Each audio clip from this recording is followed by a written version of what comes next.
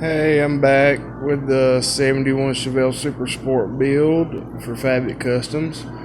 This is the engine for the car. It's a 454, numbers matching.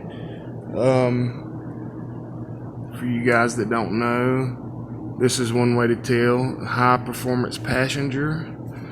It's also right here on the side of the block. This is a 60 over engine. New pistons, crank rods, energy suspension mounts. Got a ATI NASCAR approved super damper there. Edelbrock cam and timing chain. New Edelbrock aluminum heads. Oval port.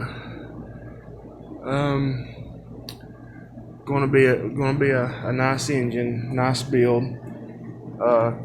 And take you guys over here for just a second, where I am getting ready to stick these new comp cam roller rockers on, which will be very nice.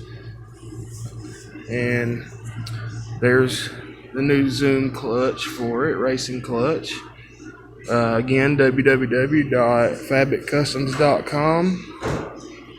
There's the 4-speed for it with the Dakota digital speedometer sensor.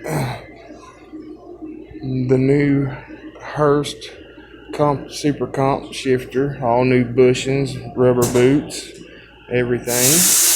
Thank www.fabitcustoms.com.